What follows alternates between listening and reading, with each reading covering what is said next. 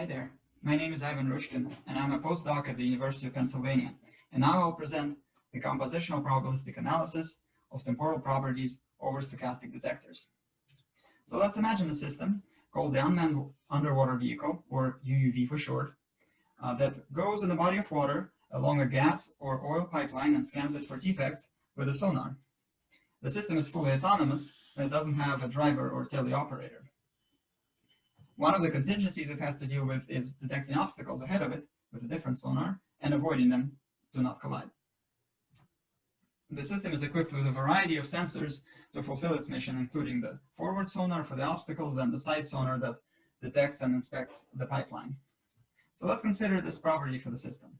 The UUV should eventually rediscover the pipeline after avoiding an obstacle. This is an important safety property because if it is violated because it was avoiding an obstacle and then lost the pipeline, it may go into a busy port and collide with a ship, or just get lost and not be recoverable afterwards. So let's look closer at this property. First of all, how we'll enforce it is by using a runtime monitor. So at runtime, we will be checking if this property is being satisfied, and if it is not, the monitor raises an alarm, and then there is a safety fallback, such as going to the surface. Also, there is the pipeline and the obstacle in this property. That's what we call detectors. And the detectors may, first of all, be uncertain, so they don't know for sure if there is an obstacle or there isn't. And this happens often in machine learning-based or statistical detectors where the confidence is not high enough to cross a certain threshold. But also they can be unreliable, and they may produce errors, and it may fail to detect an obstacle, for example. So we also need to take that into account. And then finally, there is a temporal relation over the detectors, which the runtime monitor has to keep track of. So in this paper, we asked the question, what are the error rates? And by error rates, we mean false positive rate or false negative rate of this properties monitor given uncertain, unreliable detectors. Now, this is an important question if we are supposed to trust the monitor with our safety. Okay, so how can we answer this question? One straightforward way is to do it in a data-driven manner. We develop a monitor, deploy it in the system, get the outputs of it, that's what we call sample, and then find out which outputs were correct or not. That's what we call labeling. And then it's straightforward to estimate the error rate. For example, we take the number of false positives and divide them by the number of positives, and that gives us the false positive rate estimate. Okay, so what do we know about this? This has the potential to be very accurate because given enough data, the estimates are arbitrarily accurate. But the issue is, in the engineering context, that the data used here is very expensive. It's monitor data, so you actually need to develop it, which is also effortful, and then label this data. And then if you change the monitor a little bit, you have to go through the exercise all over again. And this is not very conducive to fast design space exploration and just early stage development in general. The other way to do it is to go model-based. Instead of implementing the monitor, we specify it formally. And then we also model the system, for example, as some probabilistic automaton with the dynamics, etc. And then we can theoretically estimate the error rate from that model and the specification. So here, the good news is that no data is needed. But if we have to make up the whole model of the system, especially early in the development, it has a good chance of being inaccurate, and then our estimates are inaccurate as a result as well. If we try to make the model very accurate and fine-tune it and give it a lot of complexity, it may result in poor scalability, again, slowing down our design space exploration and selection of a good monitor. So we'll propose an approach that mixes both and tries to take the benefits of both. We'll specify the monitor, so we'll have some model there, but just of the monitor, not of the system. And instead of sampling the monitor outputs, we will sample and label the detector outputs. The assumption here is that the detector outputs are much more common in the engineering. Often it can be a test set that comes with a certain detector or certain sensor, or in general, it as a component can be investigated separately and often has a separate specification for quality. And then we estimate the desired error rate using the specification and the detector data. And how, well, we'll discuss it later, but let's look at the promises being made here. First of all, the premise of the paper is that the detector outputs are fundamentally a cheaper kind of data than the monitor data. it's easier to obtain, and it can be reused across many monitors. And then we will claim that the estimates produced here are accurate, and the whole process is scalable and low effort. And we'll come back to that in the evaluation section. All right, so this is the outline for our approach, and it will also serve as the outline for the presentation. So we have a detector model that models the whole detection pipeline, and one thing it can produce is the monitor specification that goes into the computational assistant, along with the detector data, or what I'll call the cheap data, and the computational assistant produces the monitor's error rate. Pretty straightforward process here, and we'll go step by step through it. So let's start with the detector model and the specification. So how do we look at detectors? Well, here's a standard way to look at them. They get some input. For example, for the pipeline detector, it gets the side sonar input and produces detection output. Okay. And then the outputs are fed into the probability monitor that can produce a violation and raise an alarm. This is fine. If there is an error somewhere in the detectors, in one or both, it can certainly propagate through the whole pipeline and lead to the error in the monitor. So we need to take that into account. One issue with the setup here is that the inputs to the detectors are quite complex, high dimensional, and often poorly understood.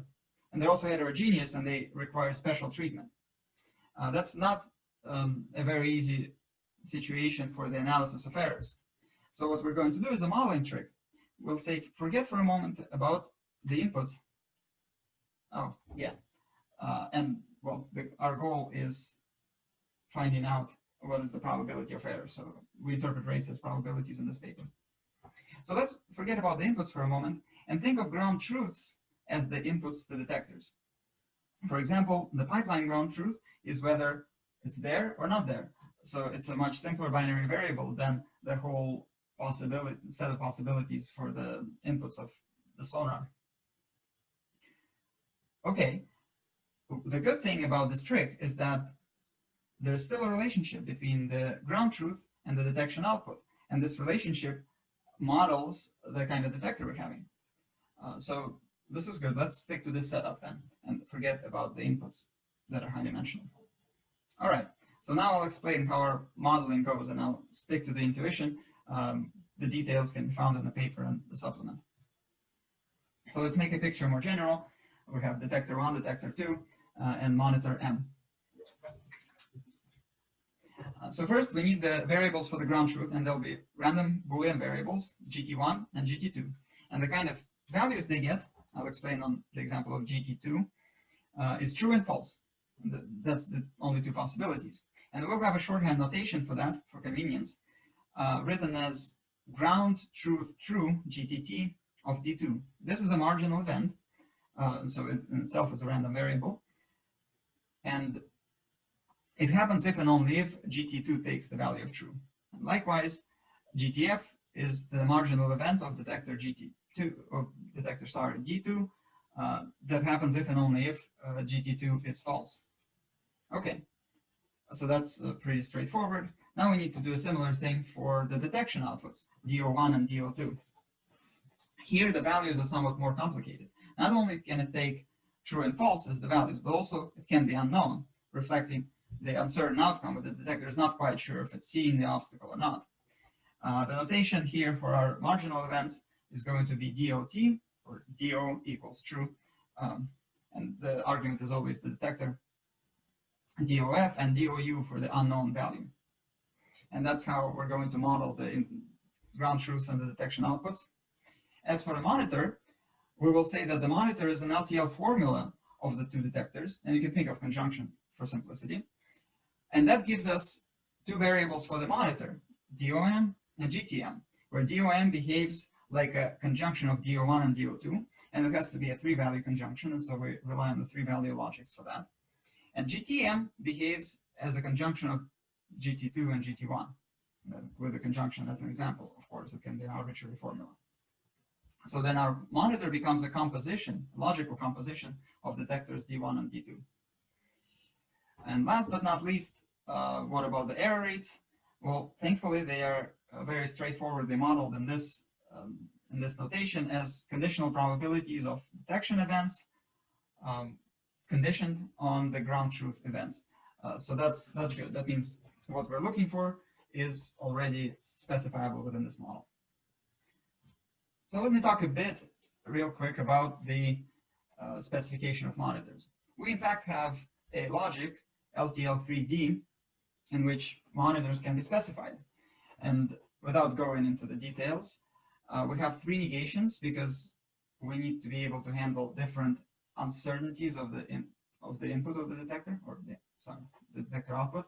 Then we have the conjunction, which in combination with one of the negations gives us all the standard propositional logic operators. And then we have until, which also is used in a standard way in the three value logics, and then gives us the three value versions of eventually and always modalities. And the semantics for this logic is described in the paper, and it's given in terms of detector compositions, in terms of these random variables that describe detectors. Okay, so let's revisit the property, or rather a slight simplification of it that we motivated with. The UUV should rediscover the pipeline within d seconds after losing it. And this is how it's written in the logic. Ignoring the subscript W for a moment, we say that if the pipeline is not visible, so PL is the pipeline detector, eventually, within 1 to d seconds, it's going to be visible.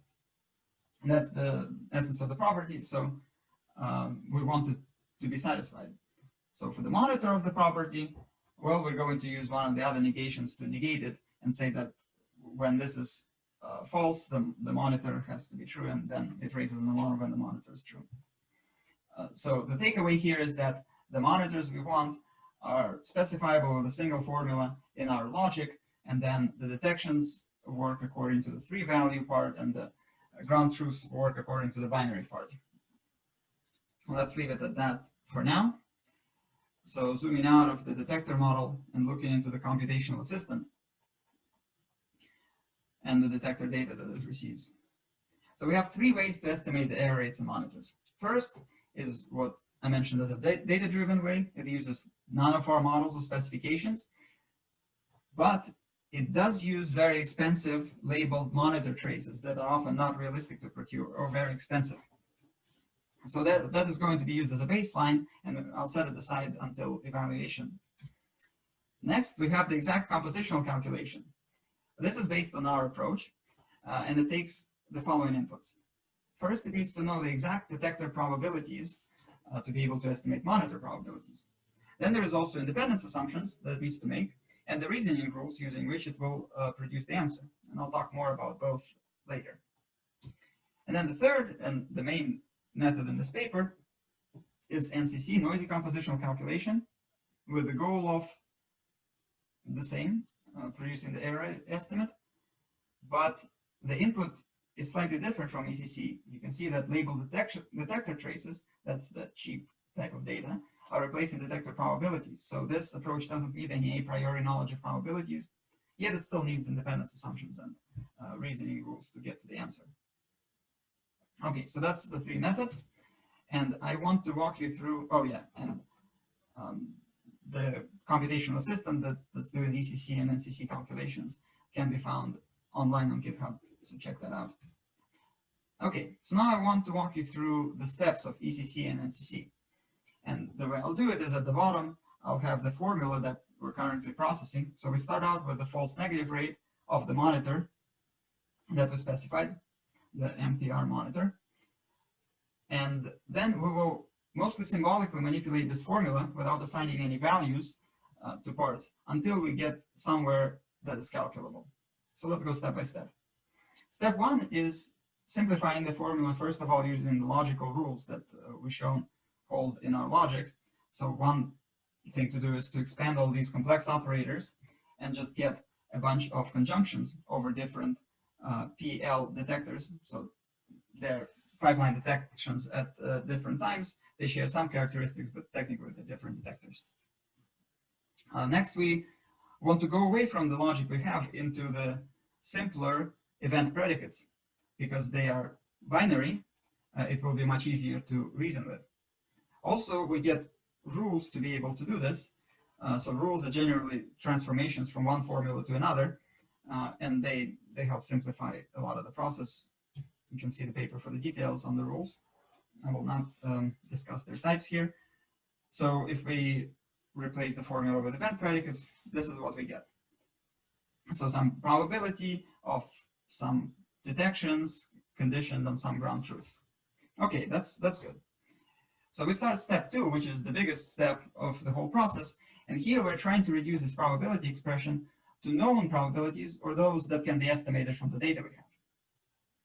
Well, that's a complex procedure, and there are many different rules here. And generally, it's a heuristic process. You need to pick the set of rules and the order of their application. And if you're successful, you'll get to the answer quickly. Otherwise, you might not even converge. So it's a difficult computational problem here. And there is an exponential number of formulas that are allowed. So one thing we can do is move the negation from the beginning of the probability outside as 1 minus probability. That's just one example of the rules that are being applied automatically by the computational system. But then this is a big formula, and we need to split it up somehow, and that's where the independence checks come in. Step 2 requests an independence check from step 3 on the particular events in the probability. And then step 3, using the rules and probability, independence assumptions, returns a verdict. And if it's true, then the probability can be split up into a product of probabilities. So what are the independence assumptions here? Well, we have a couple, and they are specific to the case study that we're doing with the UUV. So here's one, that given ground truths, the detections are independent from each other. That means, causally speaking, that the ground truths cause the detections, and aside from ground truth, there is no causality between the detection, no information shared between them. That is true in many systems, and it's certainly true in our evaluation. And then here's another more specific assumption, is that the ground truth, given a certain ground truth, the respective detection is going to be independent of all the other ground truths, which means that the current state determines the readings, not the past state. And that's also a frequent assumption in a way Markovian that does hold in our evaluation. So with these two assumptions, the step 3 can split up the formula and produce a product instead of one big probability. And there is the parameter d here, that is the d seconds that we're allowed to not see the pipeline. Okay, so we're getting there. So now we're ready to use the detector traces to estimate some of the probabilities here. And let me simplify the formula for you. There's really just two unknown terms. One is the false positive rate of the detector, and the second one is the probability of uncertainty of the detector given no pipeline there. The meaning right now is not that important, but what's important is that these are detector-related probabilities that can be estimated from the detector traces. So here's the two terms that we're going to be estimating, and this is done in NCC only because ECC, the exact calculation, knows these terms already. So step 4 only uses is only used in NCC. Okay, so suppose we did that.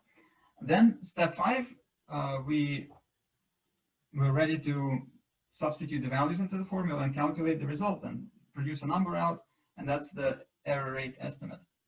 So that is the overview of how the computational assistant works. Of course, there's a lot of detail that I'm not covering here. All right. So there's that. Finally, let's look at the monitor's error rate and how good is the estimate. That is, let's talk evaluation. So we will specifically evaluate the NCC estimates because those are the more realistic ones, and that's the main application of our approach. So we have 4 questions about the NCC estimates. How accurate are they? How are they affected by the quantity of detector data that they're provided, the cheap type of data? How are they affected by the independence assumptions, and what are the computational costs? How well does the analysis scale?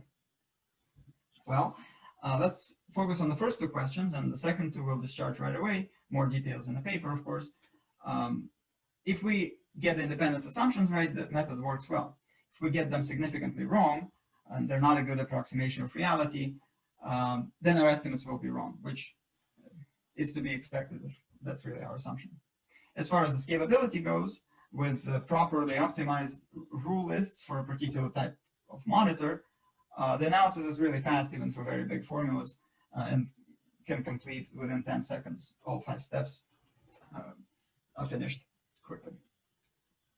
Whereas, of course, in the worst case, it would be exponential or not even converge within any reasonable time or memory requirement.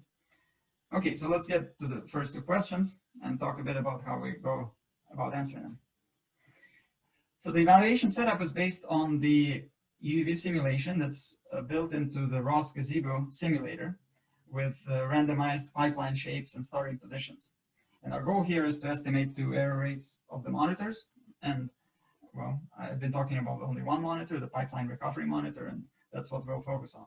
There's quite a bit of data that was collected from the simulator, over 7 hours of simulation time. And of course, we collected for evaluation purposes, we collected both the ground truth and the detection outcomes for both the detector, that's the cheap data, and the monitor, that's the expensive data.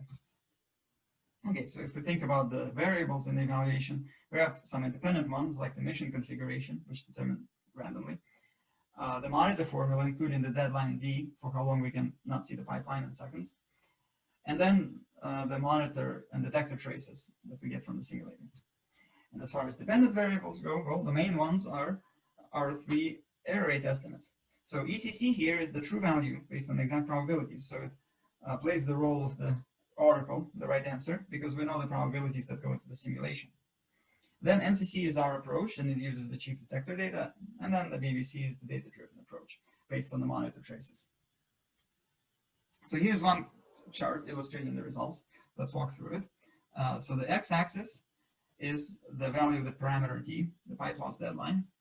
And the y-axis is the estimated false negative rate of the monitor that we've been talking about. And there are 3 lines here. The dotted line is the true value of the monitor false negative rate. The blue line is our answer, and the yellow line is the data-driven approach. And we can see here already that even though the data-driven approach uses expensive kind of data, we achieve very comparable accuracy to it. And that's really a big advantage of our approach, that we come within a couple of % of the true value, which usually is good enough in the estimation problems of this kind. And we don't use any of the monitor data. We only rely on the constituent detectors. Okay, so that's good. But what if we don't have much data? Well, that's the second question we were asking. Here's another chart, slightly different kind, so let me walk you through it. The x-axis, you can think of it as the amount of information given to each approach. And technically, this is the count of times that the alarm should have been rung by the monitor. And more means there's just more samples, more data. On the y-axis, it's a logarithmic axis, and it's the root mean squared error of the false negative rate predictions that we've seen in the previous slide, but this time it's the error. So higher on the axis means larger error, you want to be lower. And so each dot is an application of an approach to a certain subset of the data set that we have that's characterized by a certain amount of information. So blue dots is NCC, that's our approach. And you can see that initially it's lower than the BBC, which is the data-driven approach, which is really surprising because we're using the cheap kind of data and we're still outperforming by a couple of % the data-driven approach. And our intuition is that it happens because we know the monitor's structure, and as a result, we can use it to our advantage here, whereas the data-driven approach has no specification at all. Of course, as we start providing more data, you start seeing that the data-driven approach converges, which confirms the intuition that given enough data that you can sample directly from what you're trying to estimate, you are going to get a close estimate. And so that makes sense. That being said, our approach converges on about a 2% error from the true value, which is acceptable in many engineering contexts. So the upshot here is that, of course, given enough expensive data, the data-driven approach will overtake us. But when little data is given, even if it's cheap data, somehow it ends up providing more value per unit of information than the expensive data, which is really remarkable here. Okay, so to summarize our paper, first of all, there's the logical composition model with proper specification and semantics. And if you're interested in giving deterministic logical formulas, probabilistic semantics with random variables, you should check out the details of that. And then there's our probabilistic estimation using symbolic rule-based assistant. It is heuristic, but what's interesting about this is that it takes a rather old problem, the probability inference, and takes a symbolic look at it when we don't have all the information and we need to get a particular formula. So that's something interesting too. And of course, in the application, we show accuracy on par with the data-driven estimates, even though we're using much cheaper data, and we're providing scalable analysis, unlike the general theoretical models that might be applied here. All right, well, that's it. Thank you for your attention, and should you have any questions, feel free to reach out to us. Thank you.